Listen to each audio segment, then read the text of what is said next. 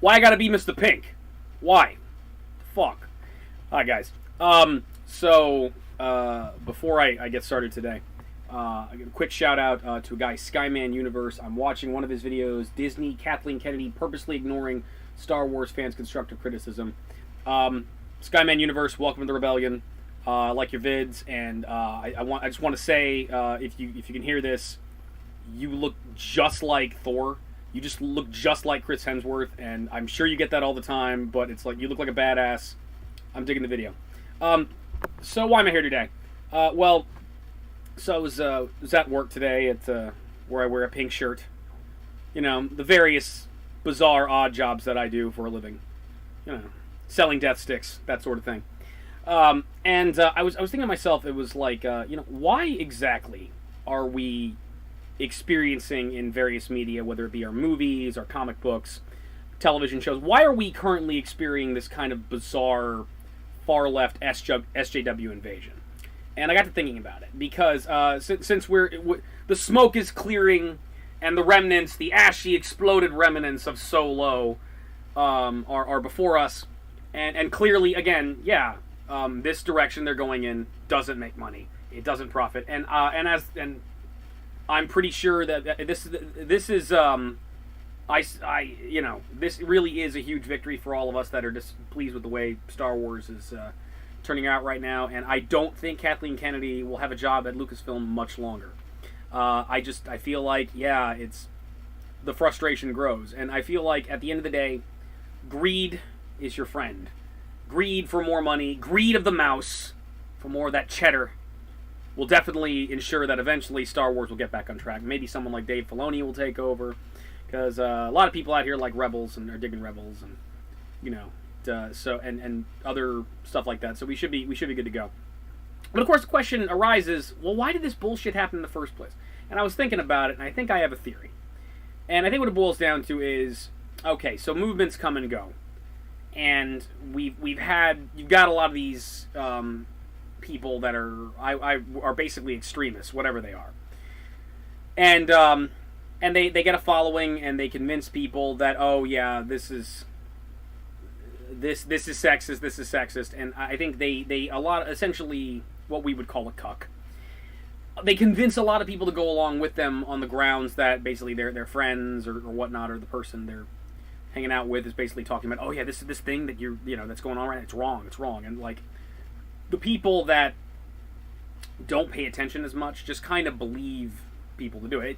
It's a very easy trick to pull in terms of a con game. It's basically just tell people, something nefarious and bad is happening, and they'll just believe you because they're too lazy to actually do the research themselves. It's a very easy con game. Oh yeah, I know the information. I know this. I know all about this. Donald Trump does it all the time. Oh yeah, I know more about the Iran deal than anybody else. I know. Oh, I'm an expert on the. You motherfucker, you ain't no expert on the Iran deal. You ain't no expert on anything.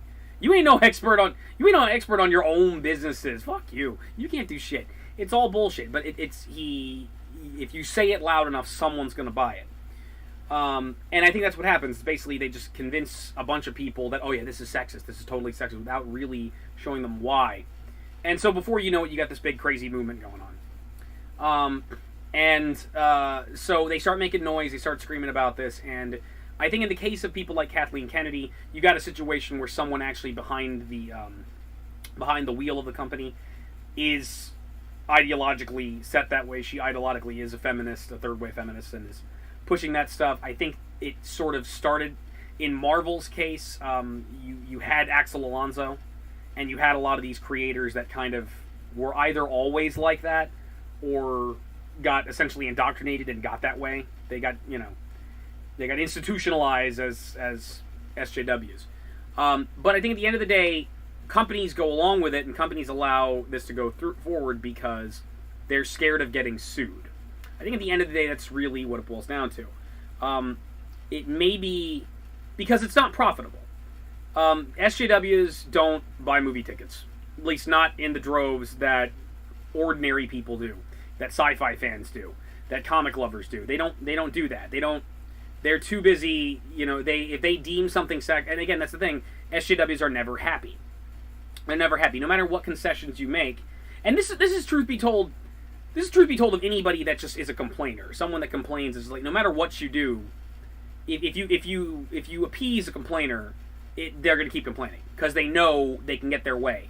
The more they complain, the more free shit they get. So that's why, you know, we could go all the way back in history to World War II. I can Godwin this video right the fuck now, and I will.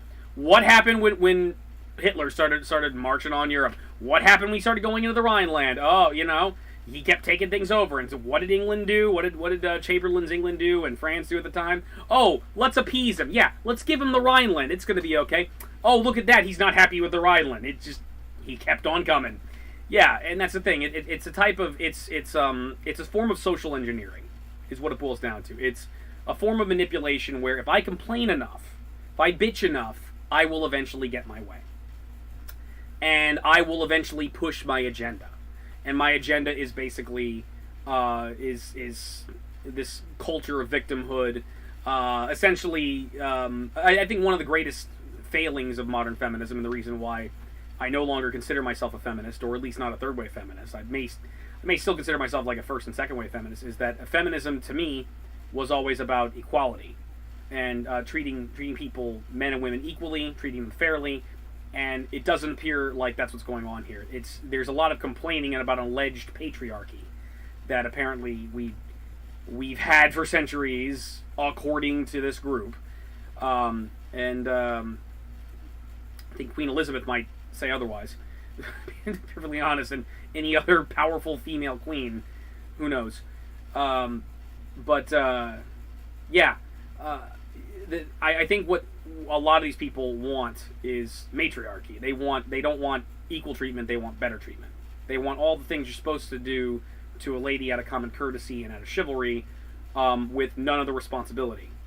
That, you know, instead of like equal pay and equal wages, it was like, all right, fine. Hop on the dump truck, ma'am. Yeah, we'll get you a uniform. You can pick up the crap like the rest of us. I don't want to do that. Not to say that there aren't female sanitation workers out there, but there's not as many as there are men, because men will do that job that women won't. That unpleasant job. It's the way it is, and So I think you've got that. They're not really interested in equality. And so you have people that are kind of indoctrinated that way, but in terms of the companies, what it boils down to is the people that do this, they're not into speculative fiction, not in the ways that other people that are more accepting of it are. They don't, if you're really, that's the thing. I think a lot of people out there just like entertainment. They like what's entertaining, and they don't really care about the politics about it. And not to say activists don't like to be entertained as well. They do, but they'll complain. They'll get upset about what they consider a social evil, and it's not just the left. The right does the same thing too, and they'll literally complain about it, and act like this is worthy of war. And it's like, I'm sorry, did a Tarantino movie that you saw, which was really violent, and that maybe you perceived as sexist or racist or something like that. I'm sorry, did that movie actually kill you? Did that movie actually kill somebody you know? Did it actually do that? Or was it just a movie that had content in it that offended you? Yeah, because the fact of the matter is, no one has ever died over hurt feelings. No one. No one. There are people that will commit suicide. There are people that will get their feelings hurt and then commit a crazy act on themselves or other people. But that's a genuine sign of a much deeper problem, a psychological problem, an emotional problem, whatnot. The words themselves, the content that offends you, does not actually hurt anybody. It's an idea. It's a story. And people that are interested in watching stories and enjoying good stories just want that. And there are certain things and people have their levels of taste. Not everybody's into exploitation or gore or horror or sexual content. There's definitely things that appeal to a certain demographic. I've never seen Brokeback Mountain. Why? I'm not gay. I don't need to see the gay love story. I'm happy the gay love story exists, but it's like, it's not really for me. It's actually on my bucket list. It's not that like I object to that movie. It's just I don't really need to see the gay love story between two cowboys. I don't really. It's not on my list of things to do that I gotta fucking see right fuck now. What I did see and I did love is The Birdcage with Robin Williams and Nathan Lane, which I thought was very beautiful, and it was very very funny. Had actors in it that I love, and yeah, it was definitely a gay love story, and it was a beautiful gay love story. I was like, just these two men have been together for just so long and are dedicated to each other. So much so that they're willing to basically lie to make sure that their son is happy, and that he's marries the woman that he cares about. It's like it was a very beautiful love story, and so for me that was really good. But I mean, it's just there's certain things that just don't appeal to other people. I mean, it's like I've never seen another movie I don't really give a shit about is The Social Network, because I never gave a shit about seeing the Facebook movie. Of course, everybody's telling me, a lot of my friends are telling me, oh, you need to see it, it's really really good. Other things too that make me a fucking mutant or an alien. I've never seen Inception. I've never really given shit about Inception. To me, Inception is like, okay, this is a dream world, and the most you can do is like make the world tilt a different way. That's it. That's the coolest dreams you've got. There's more creative and interesting shit in the music video for These Dreams by Heart. Yes, that's the best you can do. It's like, it's not a cool dream. Not a cool dream world. There are different demographics, but in terms of like, what the movie is saying, if the movie has a message, it has a message. No big deal. But it has a market and has a sort a group of people that go to it.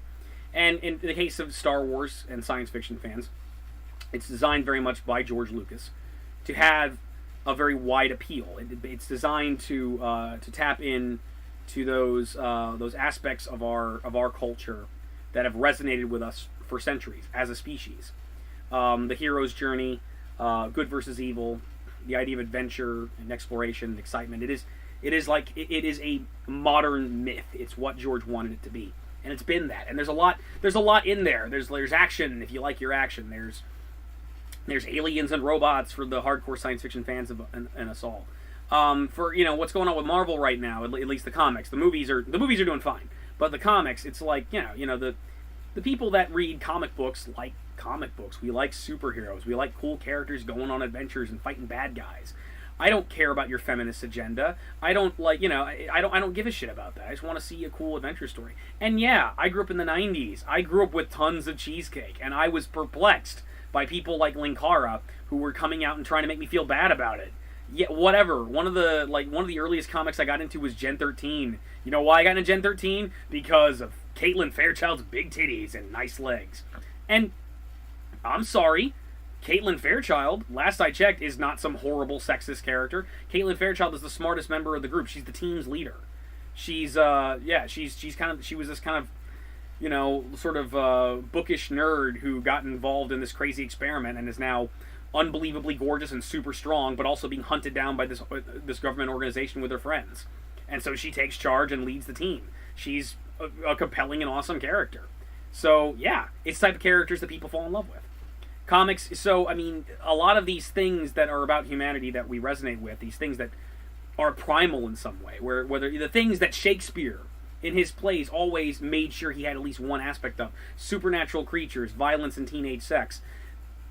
Those are things that resonate, that entertain people. Those are the things that make money. Those are the things that people will go and see. I ain't gonna go to a movie to see your purple-haired feminist. I ain't gonna go to see a movie to see your fucking SJW droid, talking about droid rights. I'm not gonna go see that.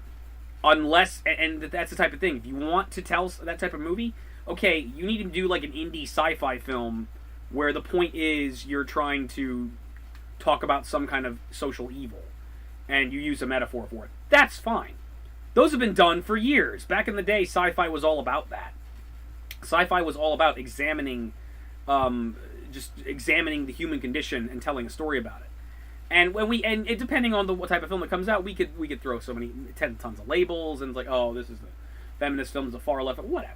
We could do all sorts of shit like that all day long. But the fact of the matter is, you got to be a Star Wars film first.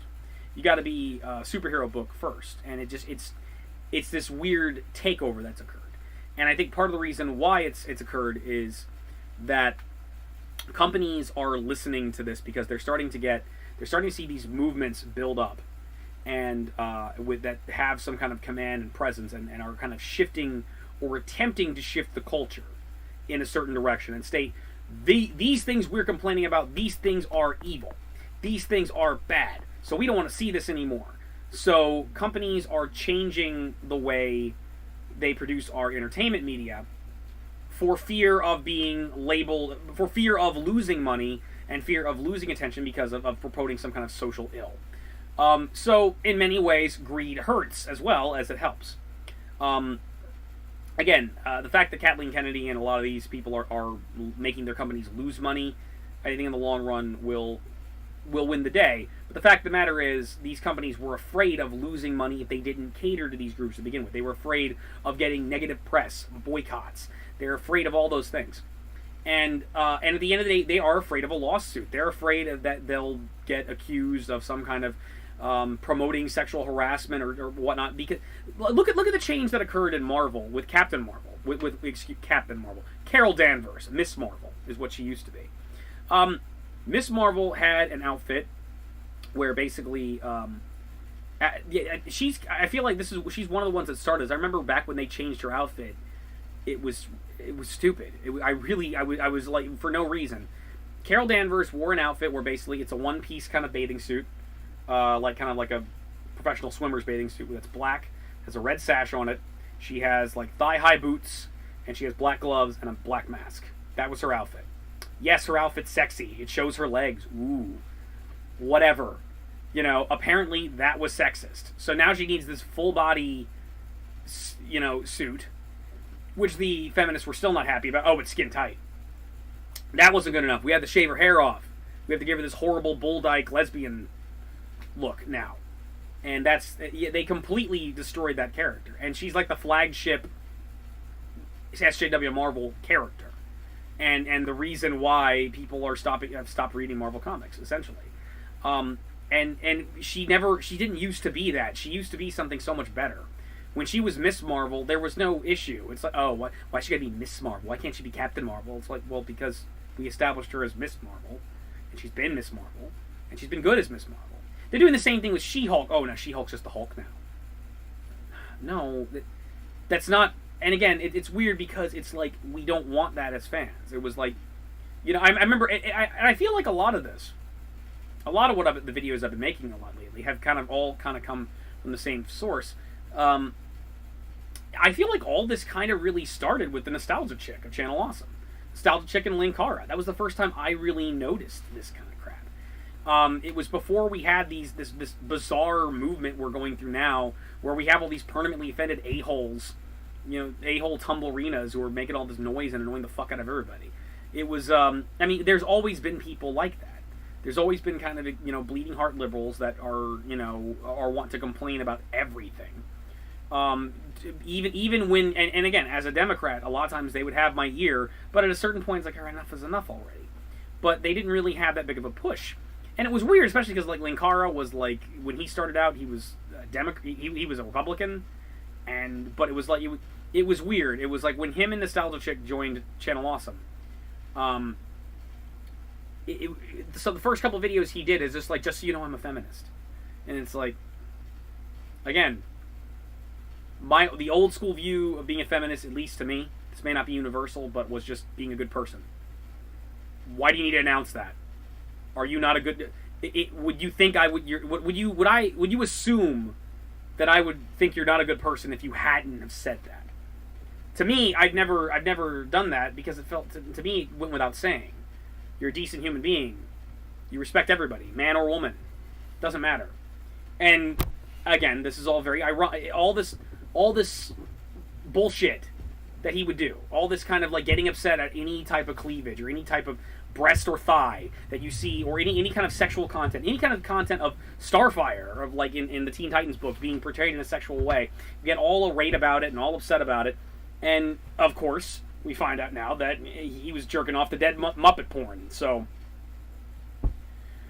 the first time I ever heard of John Norman, the writer of the Gore novels, was from Linkara, where like he was talking about Gary Brodsky, but he was basically shouting about how, oh, John Norman's scum. Who the fuck's John Norman? I learned about the Gore novels by Tor.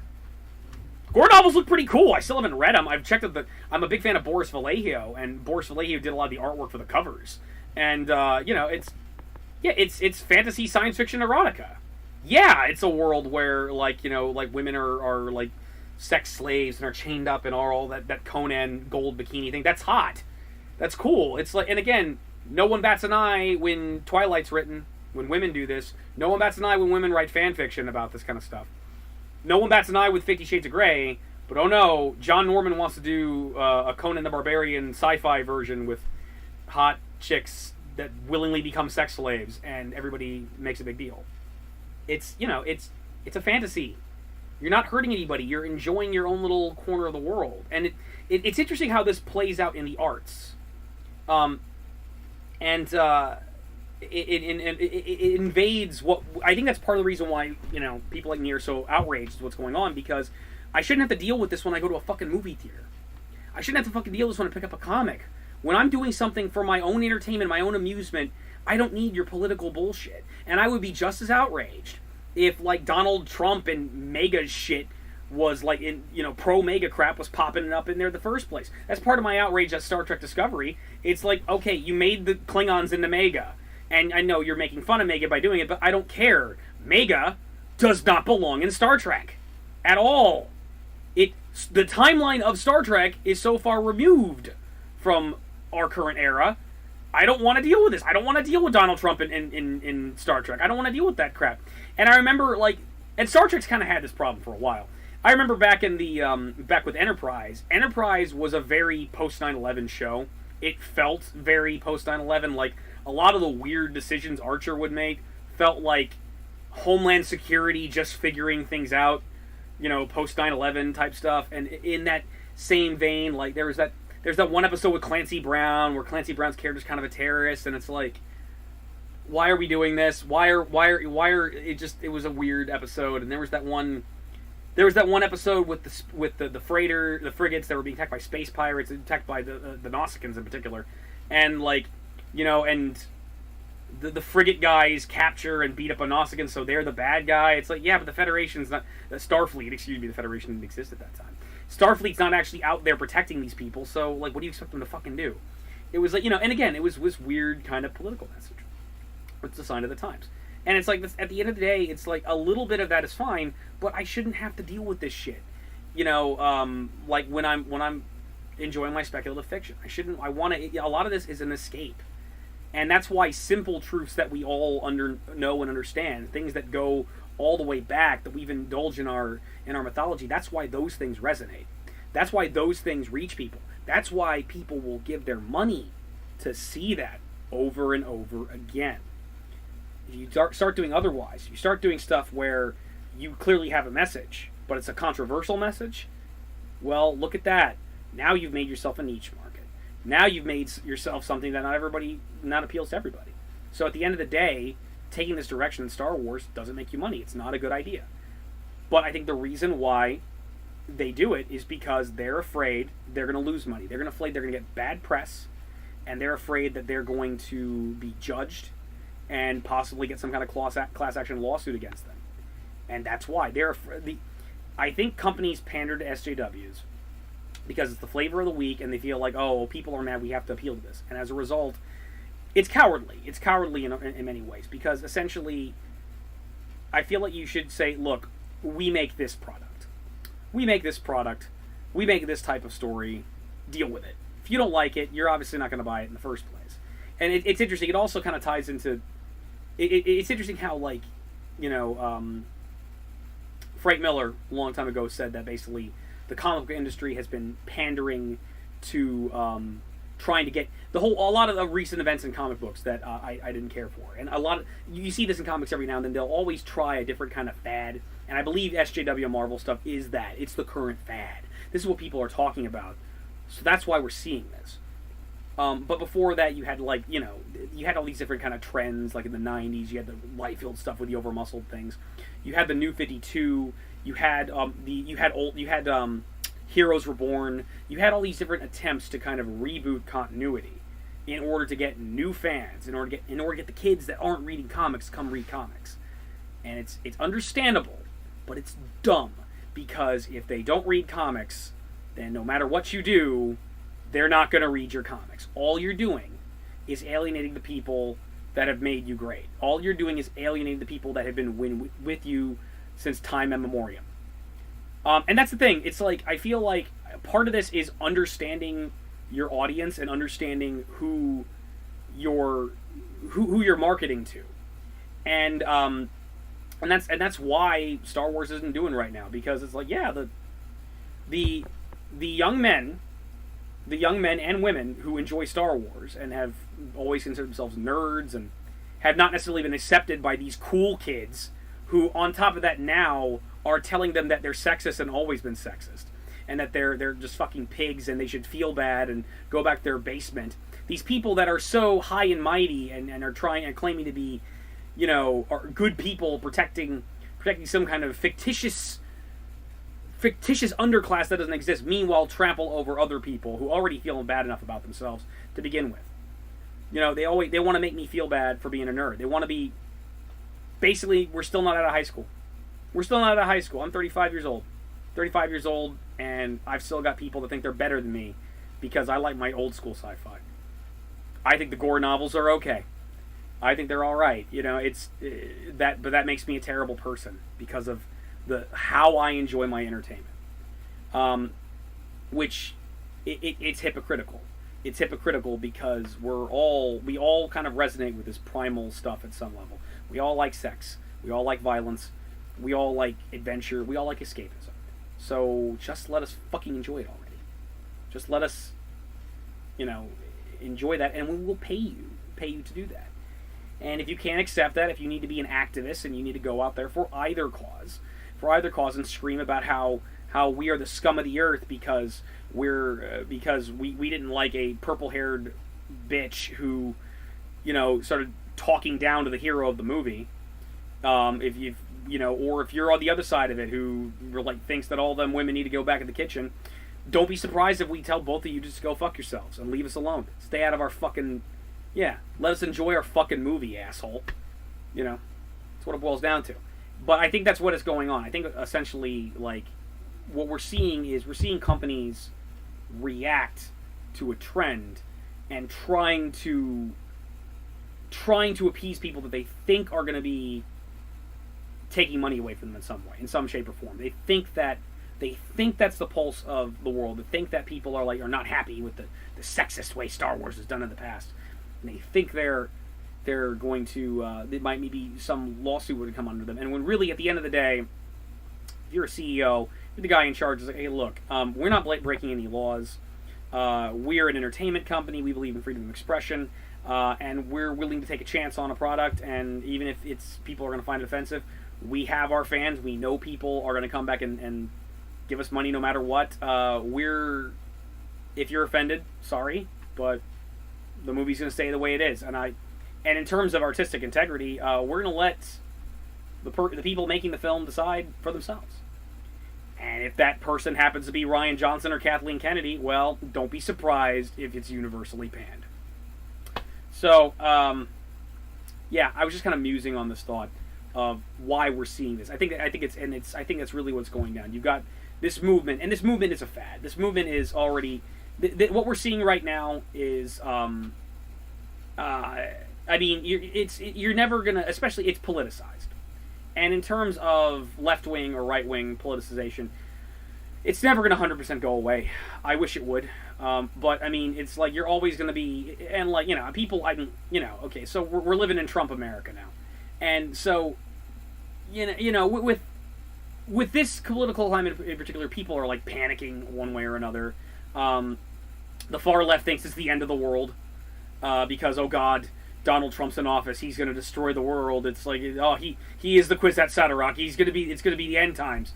Whereas I feel like the right is like, he's the guy we voted for, and we like him, and he's great, and get the Mexicans out of my country. And they're afraid that if something happens to him, it delegitimizes their position, and so that you're having that tension. So you're having, I think, that intention on either extreme, one way or another.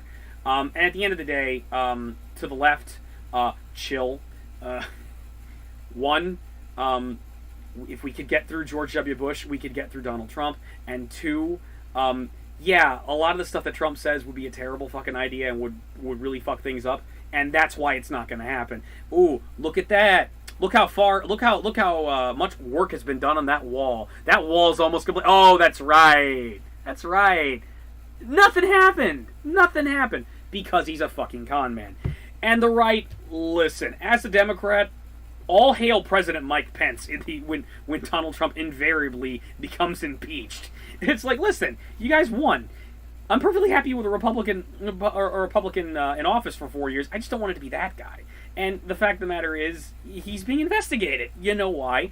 Because you guys elected a con man. You guys elected a fucking white-collar criminal that has nothing in common with the vast majority of the people in this country other than the fact that he says everything that you like.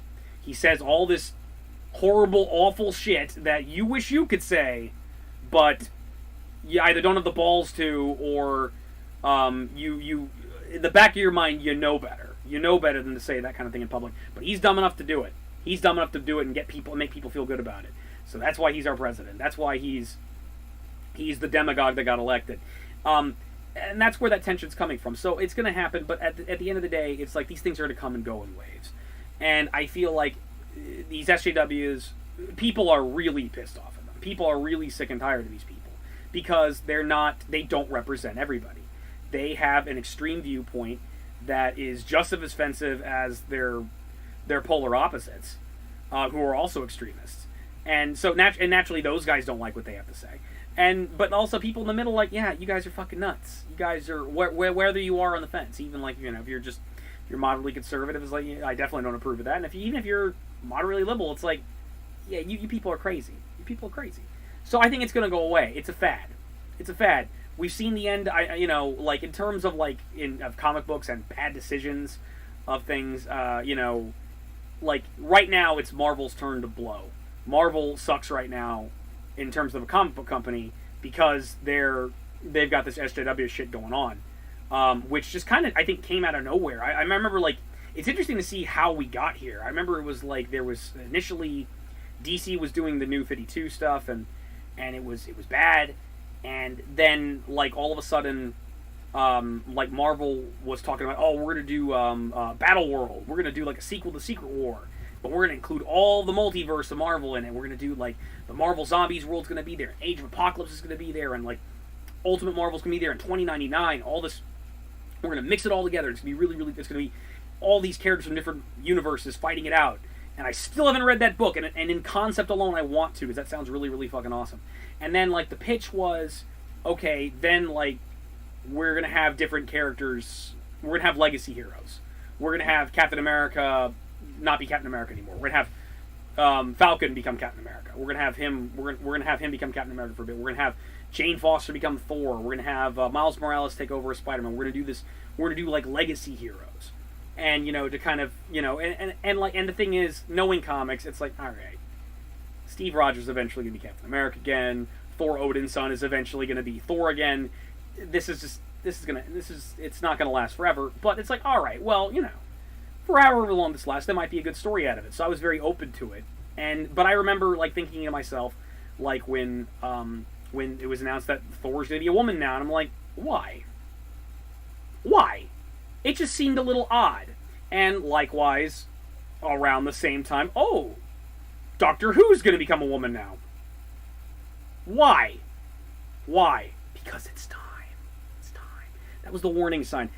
It was the warning that I wasn't crazy about it because it was and again, it was the type of thing where it's okay, well, you've got a good story. And the story was, all right, Thor can't lift the hammer right now. He's not worthy for whatever reason. And Jane Foster feels like there needs to be a Thor, so she's going to pick up the hammer and she's going to become Thor.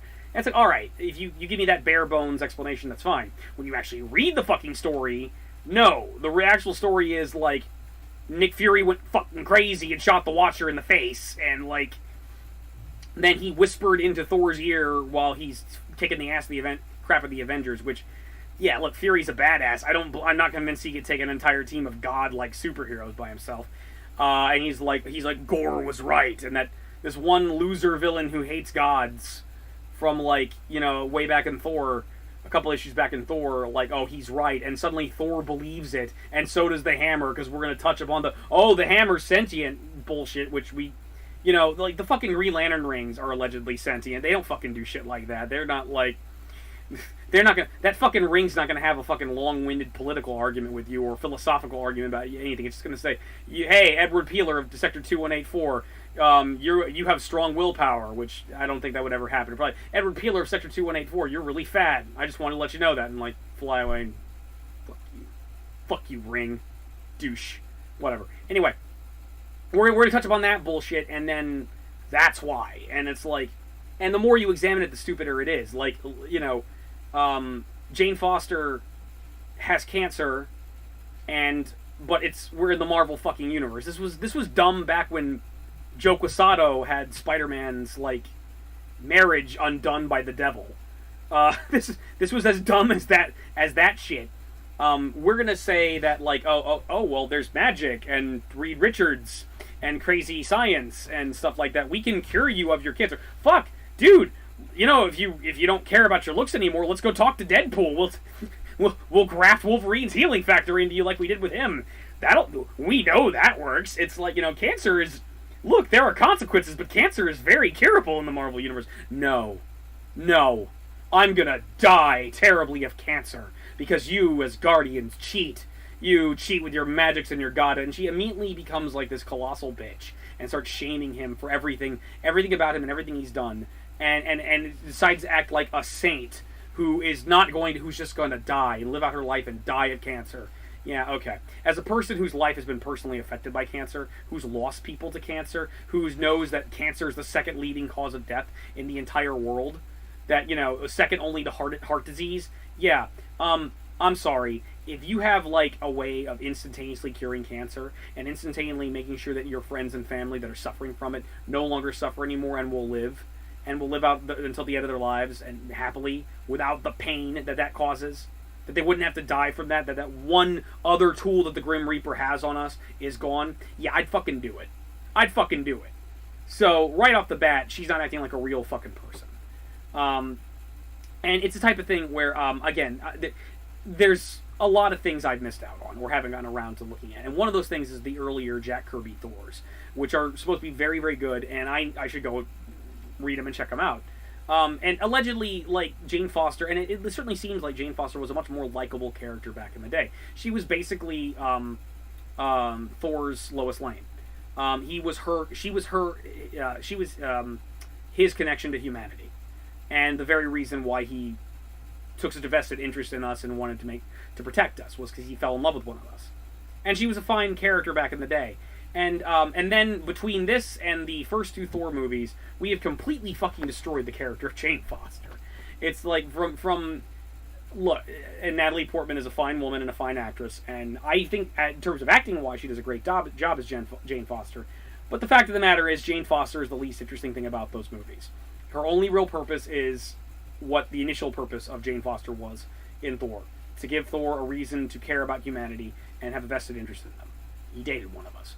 But then after that, like, by the moment he starts hanging out with the Avengers, it's like, all right, he doesn't need a reason to like us anymore. He has a connection to Tony and to Steve and to Natasha and to Hawkeye. He's got a connection. He has a connection to humanity now. He cares about us and is a hero who's willing to fight for us. He doesn't need the girlfriend. He definitely doesn't need her wacky friends, which were that. Yeah, there was way too much time. Anybody that doesn't like those two movies, I like them, but I understand. He didn't need that. So, like, they completely destroyed her. They destroyed her. And so when you actually read Lady Thor fucking blows. X-23 was a promising and awesome character when she first appeared. Now look at her. Now look what they've done to her. You know, they've made her a terrible, miserable bitch as well. They've, Miss Marvel, I've already talked about how they've destroyed her and make her the face of, like, everything wrong with frickin' Marvel right now. Yeah. And then there was, all those things were not apparent at first. I think that, like, you know, and again, I think, like, the first time I realized there was a problem was Razorfist started complaining about it. Razorfist was complaining specifically about Daredevil, because he's a huge Daredevil fan, and he really didn't like Mark Waid's run on Daredevil, which from what I can tell is god-awful. And it's a shame too, because I like Mark Waid. I like Mark Waid because I remember classic Mark Waid. I remember Mark Waid, who was like solely responsible for how awesome Cross-Gen Comics was, which was founded here in Tampa. And, you know, I remember Mark Waid like the encyclopedia of everything comic books. That's who I remember. Apparently, Mark Waid has lost his goddamn mind. And, you know, and that's why I don't have a Twitter account. You will never see me on Twitter. You probably would get more followers if I had some kind of Twitter feed. No, not going to happen. I see Twitter as nothing but trouble. Nothing but trouble, and just it's like a place where you can like quickly say some dumb thought that popped into your brain. And I think half the problem we're seeing right now with a lot of these SJWs and a lot of these a-holes is coming from Twitter, because they'll say something stupid on Twitter, and then people will call them out on, and then they'll melt down on it and act like a fucking asshole. I remember back to Channel Awesome. I remember Spoonie. That's what happened to Spoonie, man. Spoonie started making a fool of himself on Twitter. Look at Spoonie now. Spoonie don't come out of the house no more. Yeah. So, man, this is a rambly ass video. And then, you know. And then, of course, you have the female doctor. Yeah, the moment, like, Jodie Whittaker took over as the doctor, I haven't heard shit about Doctor Who. I remember Doctor Who, like, 10 years ago was the fucking shit. Everybody was talking about David Tennant. Everybody was talking about Matt Smith. Everybody was like, fucking Channel Awesome. Fucking Sad Panda and fucking Phaelus were making, like, goddamn, like Doctor Who jokes every 5 fucking seconds, and you know, I can't fucking blame them, because it was a really, really good show. And the moment they turned the Doctor into a woman, I haven't heard word one about Doctor Who. I haven't heard anyone talk about it. Not a goddamn word. Yeah. Maybe that was a stupid fucking idea. Maybe you shouldn't cater to people that aren't gonna aren't going to fund your product, that aren't going to support your product, that don't love it, and maybe you shouldn't piss off your fan base by doing that. Maybe, you know, and that's the thing. It's like, again, I'm all for greed if it does something good, but this is why greed is a sin.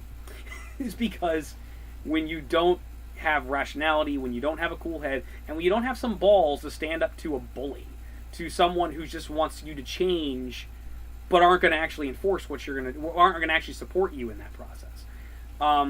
Yeah, I think you should just be true to yourself and true to the people that are supporting you. I think that's what you should do. And anyway, so but I think that's the why of why we're here. I think the natural reaction to a lot of what we're seeing in this kind of SJW invasion is just kind of like cowardly pressure and appeasement of these very, very vocal groups that don't actually support the entertainment they're complaining about. And it should also show you how ridiculous and pointless and garbage the SJW mentality is, because that's what you're worried about. You're going to complain about it being in our media. You're going to complain about, oh, there's not enough gay characters, or you know, strong female characters in our video games and our movies and our TV shows. It sounds like you don't have any real fucking problems. If all you're going to do is bitch about what's on TV. Hey, why don't you do what I do? Change the fucking channel. Hashtag. Alright, just a rambling thought of mine. So, y'all have a good night. I'm gonna sit around in my pink shirt for a little bit more. I like it. I think I look pretty good. So, this is